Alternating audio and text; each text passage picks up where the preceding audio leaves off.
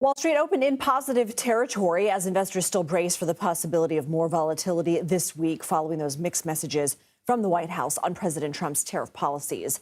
New CBS polling finds Americans are breaking along party lines when it comes to confidence in the Trump administration's tariff policies. 91% of Republicans believe the president has a clear plan for tariffs and trade.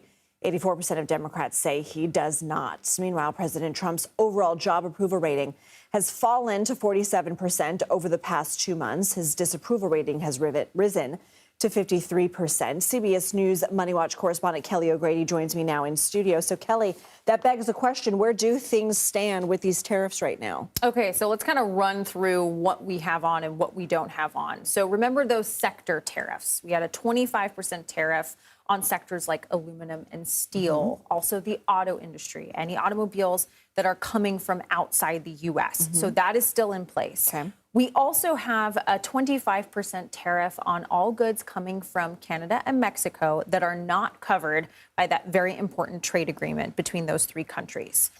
Then it starts to get into sort of the moving parts. We have a 20% tariff on China that was originally back a couple of months ago because of fentanyl.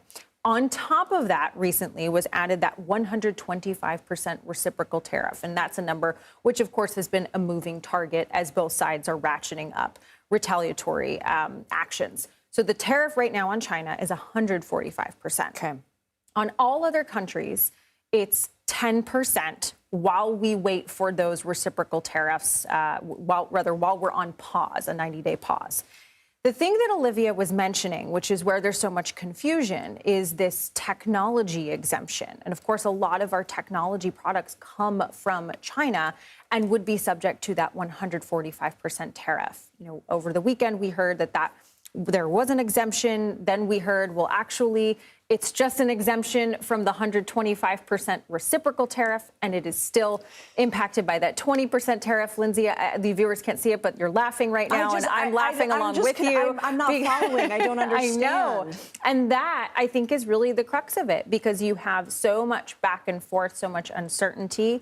A lot of businesses right now, a lot of investors that I'm talking to are going, you know, we felt like we had everything sort of figured out, but it just feels like it's a moving target, even going into this week. So new CBS News polling found that President Trump's tariffs plan raising a lot of concerns about the impact on prices. What did the poll find? So 75% of folks think that tariffs are going to increase prices in the short term, and 48% think that they will increase prices in the long term. And then you kind of zoom out. There was another piece from that polling that I thought was really interesting in terms of what people think about the economy over the next year.